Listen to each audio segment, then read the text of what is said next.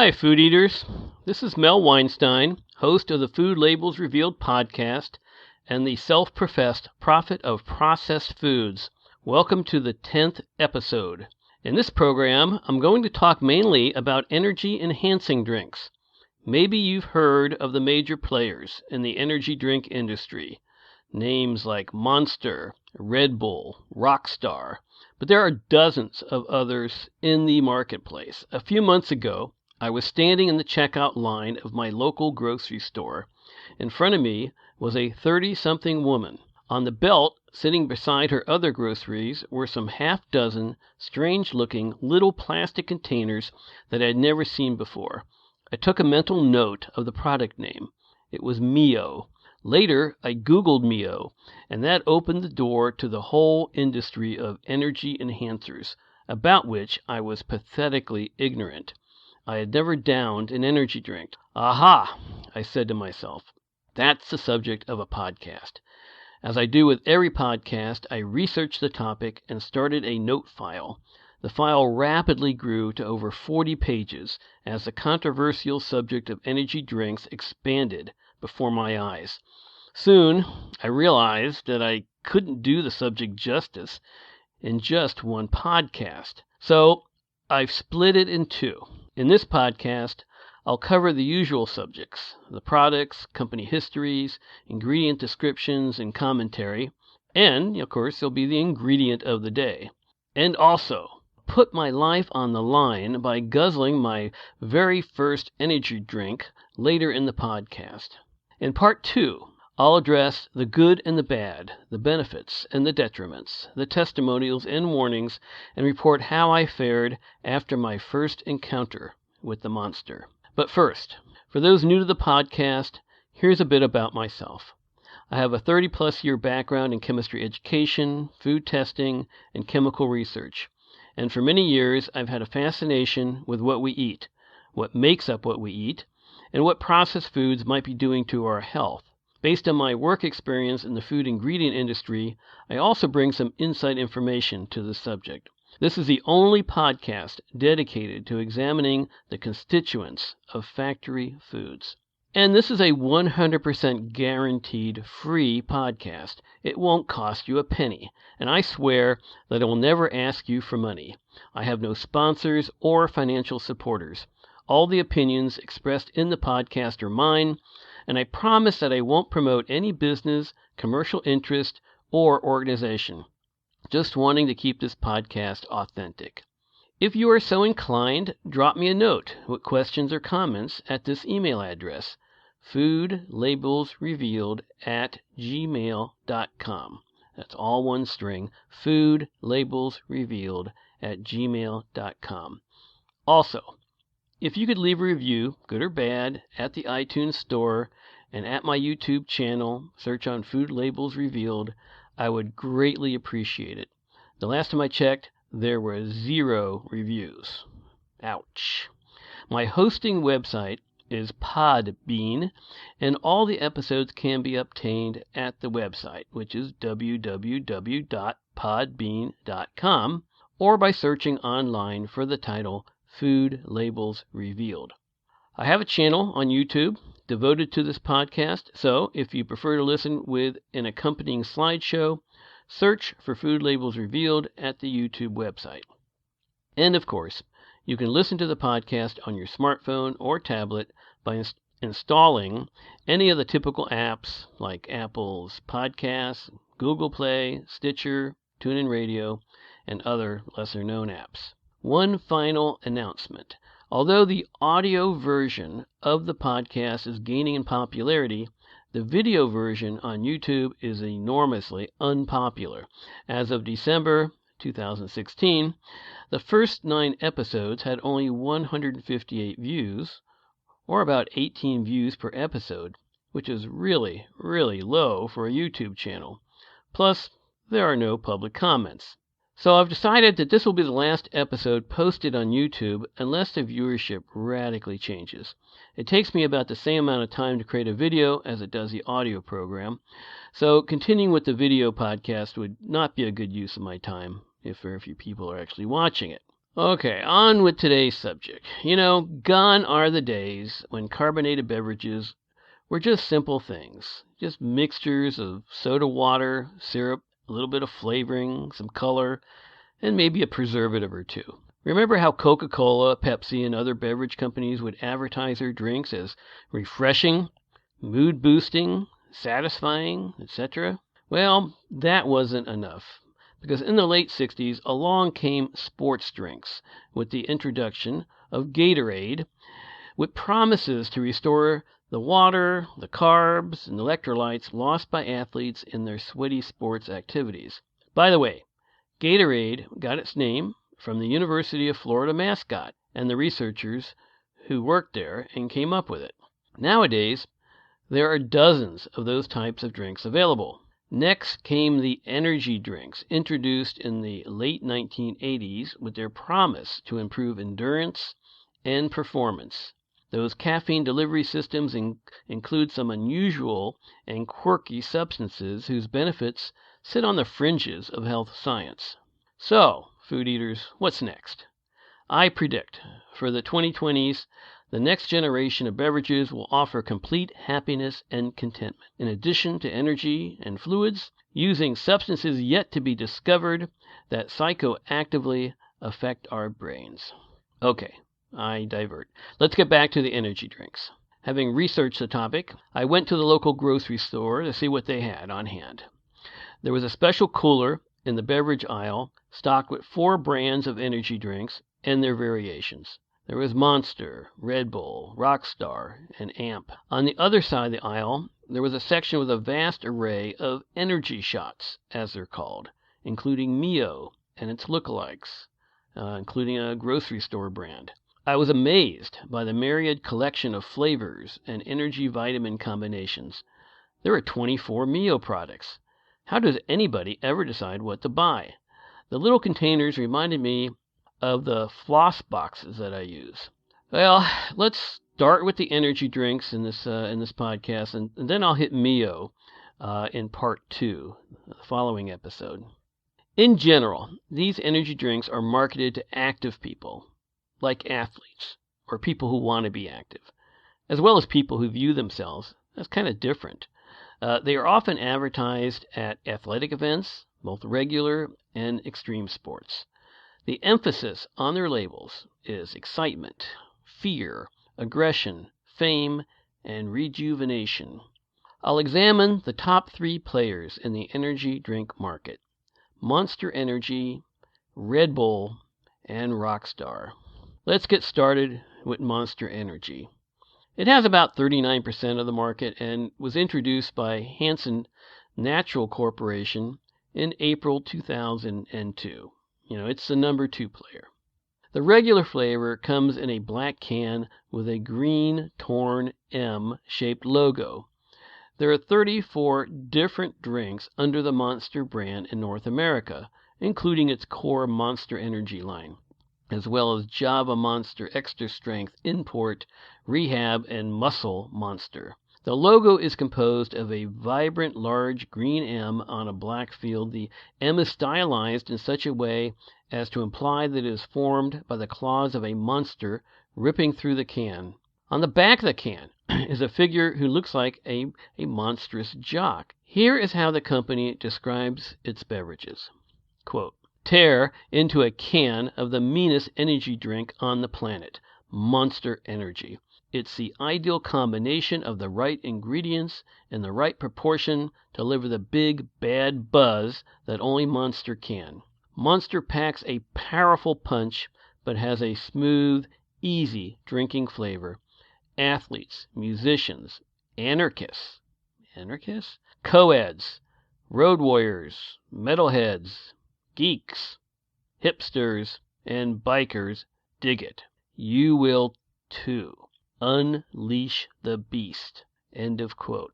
Well, you can see what I'm talking about here. The 16-ounce regular flavor sells for $2.29 or $3 for $5 in my grocery store. As we'll see with the other brands, these energy drinks are not cheap. The can lists 2 servings per container, which is kind of strange since how many people are going to split a can with someone else or save half of it for later? There are 110 calories per serving, or 220 calories in the whole can. Here are the ingredients: carbonated water, sugar, glucose, citric acid, natural flavors, taurine, sodium citrate, color added, Panax, ginseng extract, L-carnitine L-tartrate, caffeine, sorbic acid as preservative, benzoic acid as preservative, niacinamide, sucralose, salt, D-glucuronolactone, inositol, guaranine extract, paradoxine HCl, which stands for hydrochloric, riboflavin, vitamin B12, and finally maltodextrin. There are 23 ingredients in this beverage. Most energy drinks offer B vitamins in the mix, since that's part of the promotion of energy drinks as boosting vitality. The vitamins are most likely synthetically produced in factories, probably China. In Monster, the vitamins are niacinamide, B3, paradoxine, HCl, B6, riboflavin, B2, and cyanocobalamin, B12. If the carbonated water, salt, and vitamins are ignored, the list reduces to 17 ingredients. Some of these ingredients have been talked about in earlier episodes, so I'll give just brief descriptions of them here. There are a few unusual ingredients found in energy drinks that are rarely seen in commercial food and beverage products. Those ingredients will receive some extra attention. Sugar is the number 2 ingredient. It's comforting to note that Monster does not use high fructose corn syrup, which is a manufactured sweetener and very highly processed. However, we don't know the source of the sugar. It could be cane or beets. So we don't know if it is in the beet form, which would be genetically modified. On the nutrition label, there are 27 grams of carbs and an equal amount of sugar. So all the carbs in this drink come from sugar. How much sugar? A 16-ounce can contains 448 grams. Dividing 27 by 448 and expressing the ratio as a percentage gives 6.0%. Comparing that number to a can of Coca-Cola that has 11.6% sugar, you can see that the Monster can has a little over half the sugar content of a Coke, which is, I guess, a good thing. Glucose is the number 3 ingredient. Just another sugar, but it's probably there to give a quick infusion of energy. Another name for glucose is blood sugar. Doctors often give it to patients intravenously to quickly restore their blood sugar level and for rehydration. Although a natural product, the source of glucose in foods is most likely a factory where cornstarch is chemically broken down to form it. Glucose is an intermediate product in the process of making high fructose corn syrup. If you want the skinny on corn sugars, check out episode number 3, where HFCS was the ingredient of the day. The number 4 ingredient is citric acid, which, together with the number 7 ingredient, sodium citrate, helps to maintain the desired level of acidity in the beverage. The number 5 ingredient is natural flavors. Here we go again. Don't get me started. Natural flavors, along with artificial flavors, are the mystery ingredients of the processed food world. The FDA allows manufacturers to keep these ingredients secret to protect their formulas. There's nothing specific I can say about them. In a future episode, I'll go into some detail about the hidden world of food flavorings.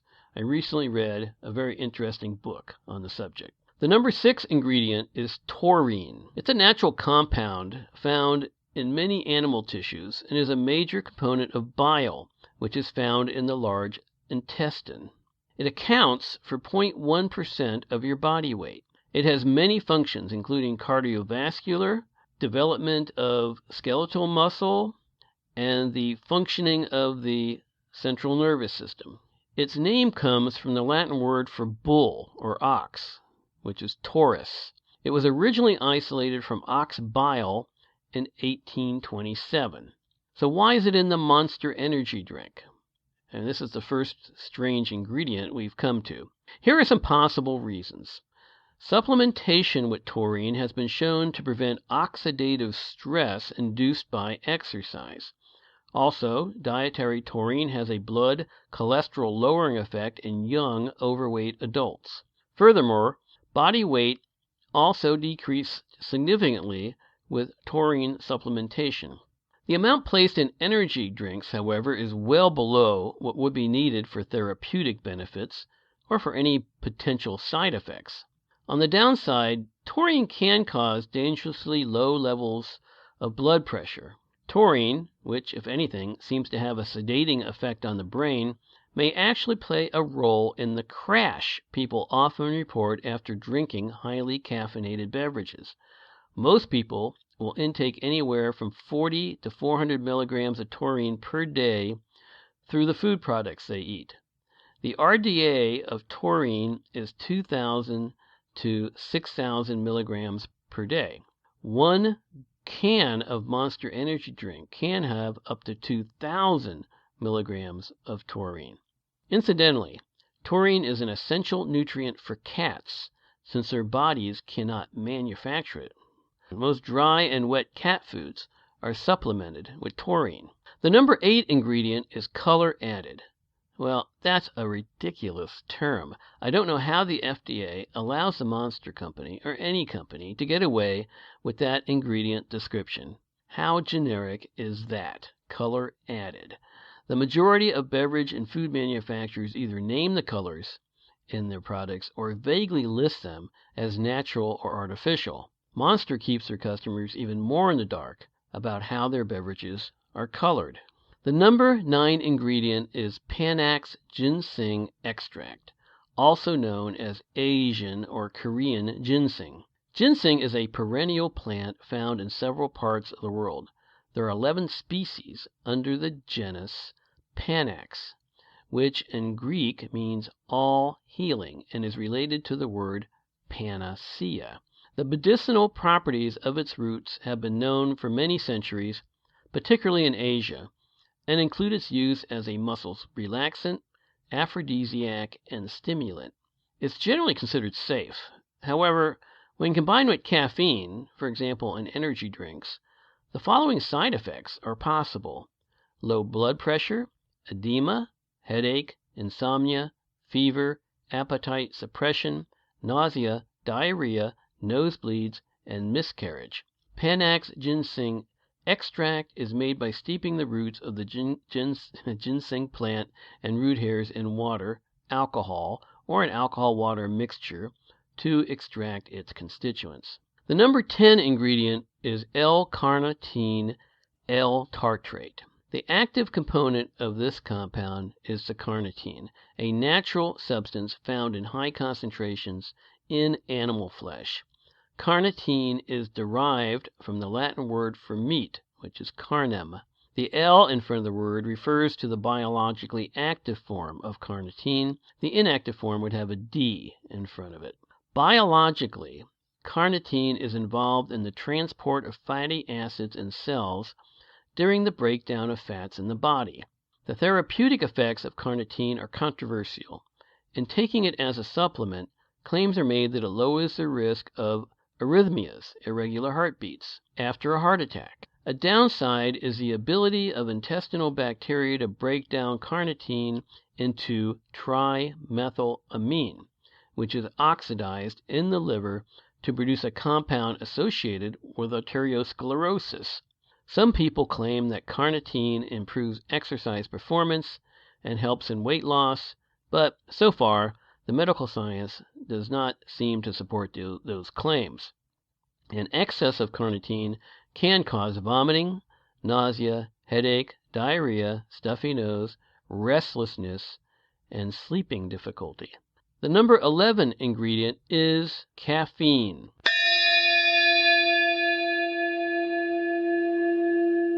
This is the ingredient of the day. Without this potent stimulant, energy drinks would not exist. Caffeine is the kick in the energy drink.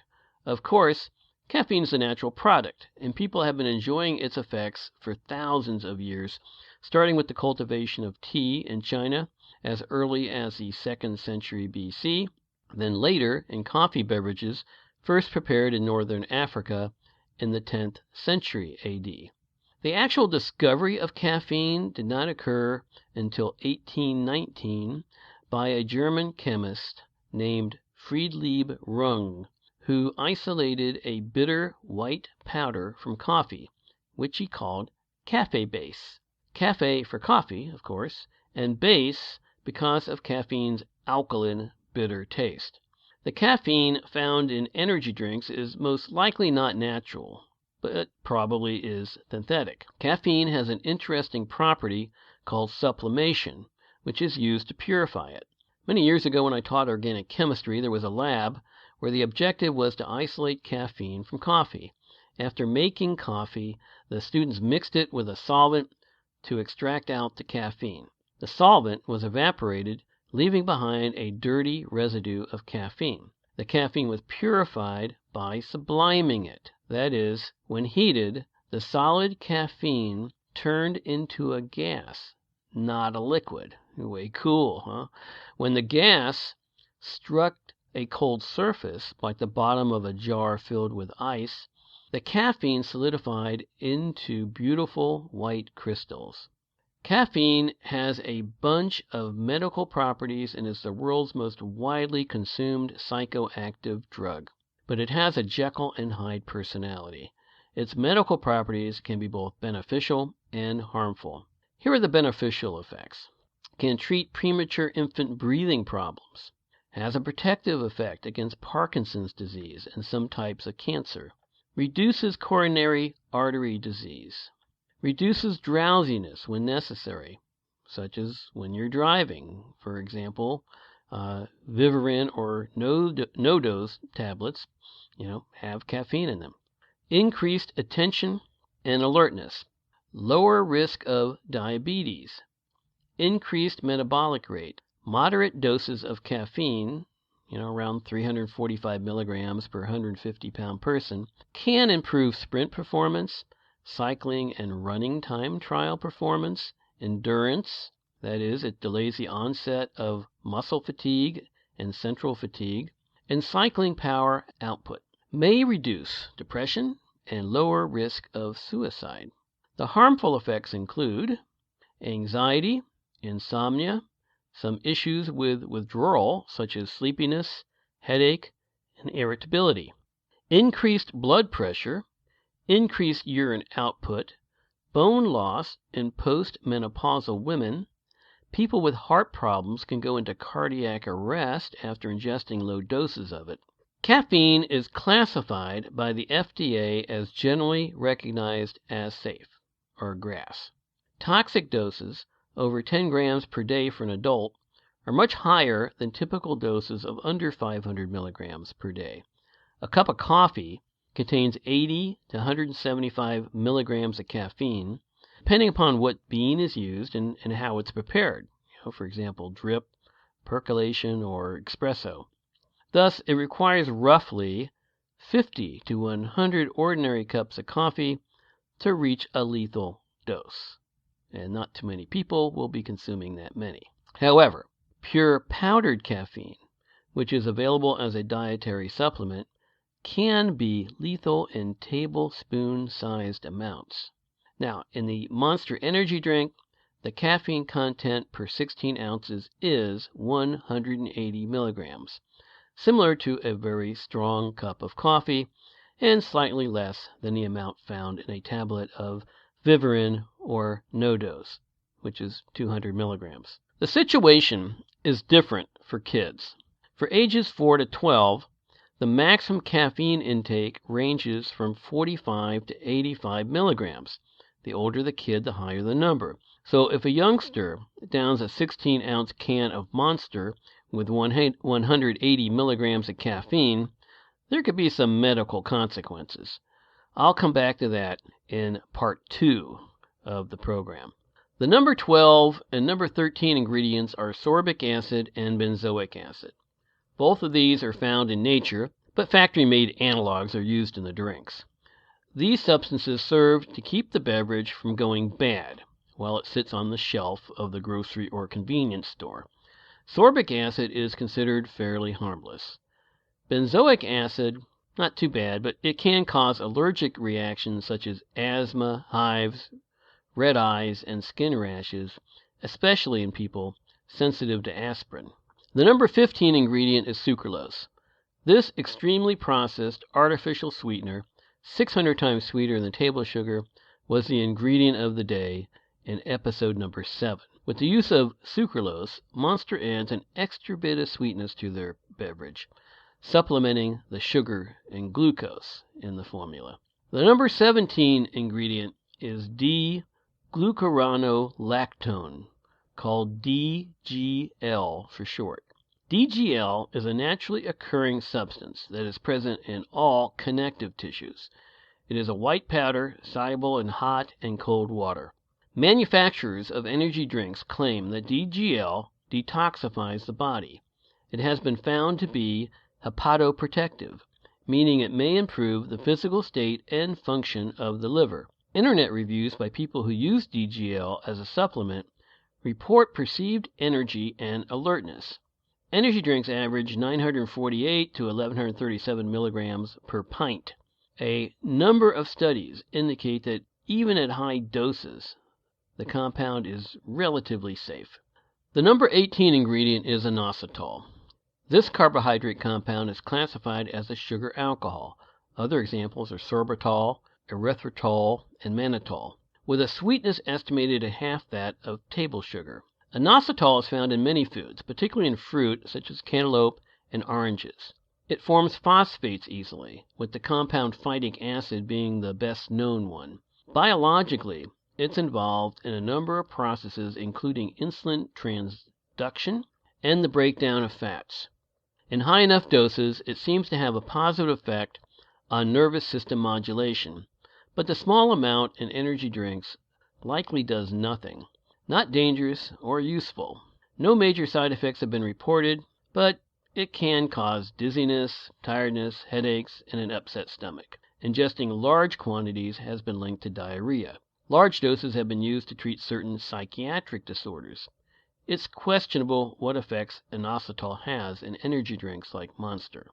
The number 19 ingredient is guaranine extract, also known as guarana extract. Guarana is a bean grown in Brazil and chiefly known for its caffeine content.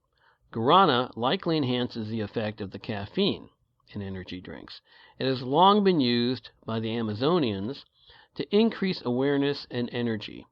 Guarana seeds contain more caffeine than any other plant in the world, with levels ranging from 2 to 8%, twice the amount found in coffee beans. Guarana also contains the stimulants theobromine and theophylline. Some young adults have been admitted to emergency departments with overdoses of caffeine after overindulging in guarana-based energy drinks.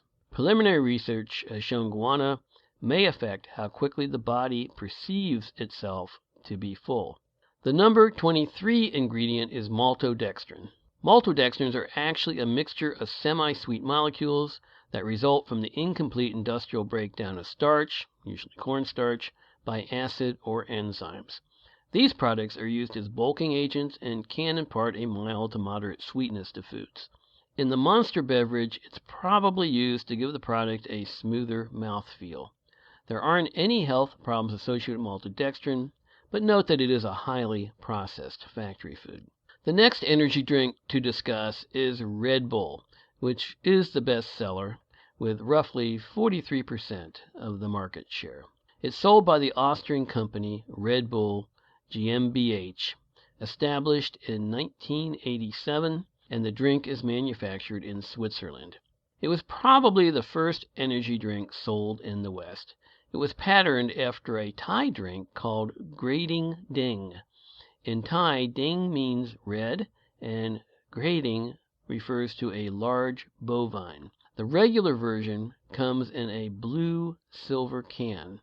On the can is written, quote, vitalizes mind and body, end quote. On the back of the can is written, quote, Red Bull is appreciated worldwide by top athletes, busy professionals, college students, and travelers on long journeys." End quote. A 12-ounce container sells for $2.99 in my grocery store, or 3 for $5 on sale. Also, 8.4 and 16-ounce cans are sold. As with most of the energy drinks, it's packed with B vitamins. It includes vitamin B3, vitamin B5, vitamin B6, and vitamin B12. The ingredients in Red Bull are as follows: carbonated water, sucrose, glucose, citric acid, taurine, sodium bicarbonate, magnesium carbonate, caffeine, niacinamide, calcium pantothenate, pyridoxine hydrochloride, vitamin B12, natural and artificial flavors, and colors. There are 15 ingredients in the beverage. If the carbonated water and vitamins are ignored, the list reduces to 10 ingredients. Since most energy drinks have many ingredients in common, I'll only mention those that are unique to Red Bull here. The number 6 and number 7 ingredients are sodium bicarbonate and magnesium carbonate. These compounds are probably in the drink for pH control to maintain a particular acidity level. There are no safety concerns with these. There is 114 milligrams of caffeine in a 12-ounce can, which is similar to the concentration of caffeine in the Monster energy drink. The third energy drink to evaluate is Rockstar. It was created in 2001 and currently sits in third place for market share.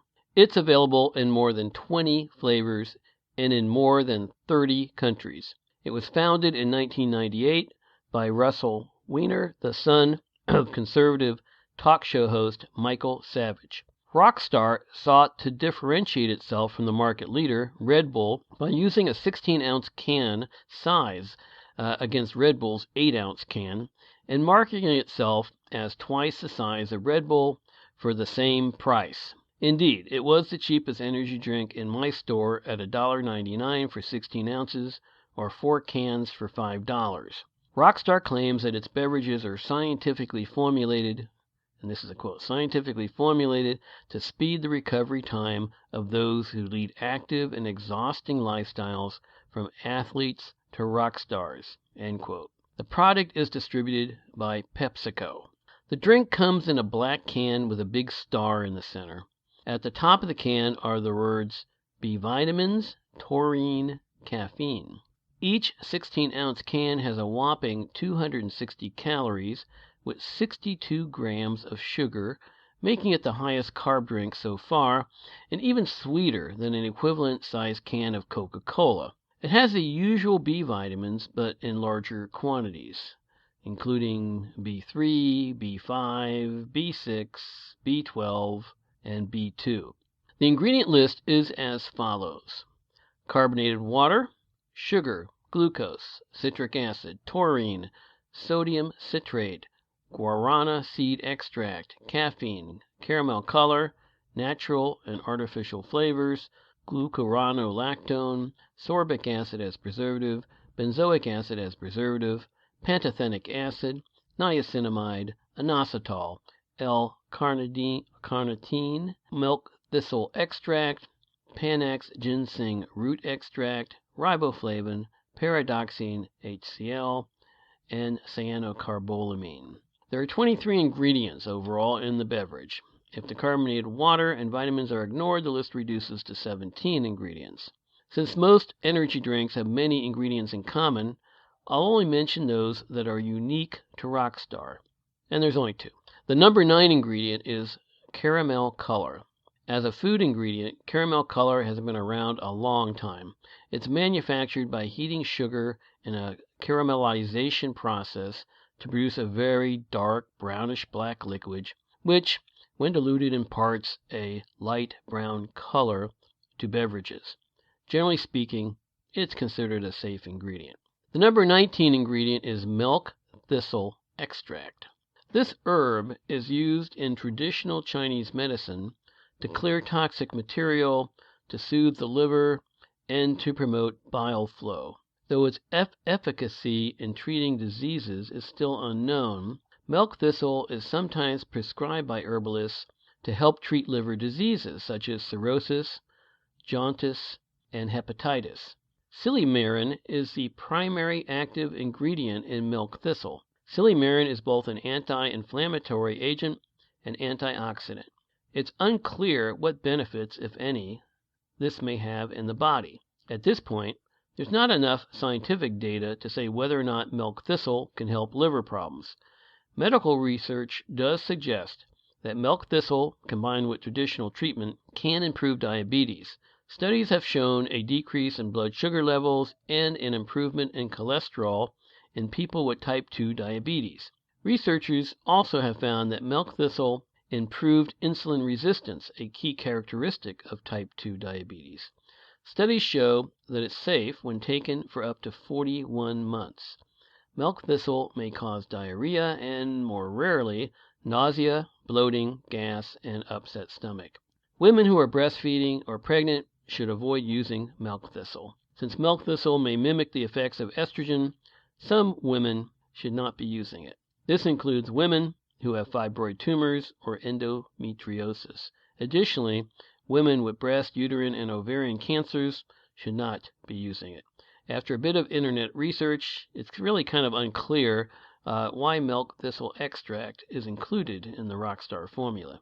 Let's take a moment to summarize what is known about energy drinks. Typically, they are carbonated beverages, and they may be as sweet or less sweet than regular soda. In addition to water and sweeteners, they contain a healthy dose of the stimulant caffeine, significant amounts of B vitamins, chemical preservatives, and an odd assortment of natural substances that are supposed to provide some beneficial effects for active people. As I promised earlier, I want to do a live taste test of the regular version of Monster Energy. I've got a 16-ounce can in my grubby little hands. Let's see how it goes. Has a kind of a fruity odor to it. Let's try it here. Kind of tastes like cough syrup. It's not a bad taste.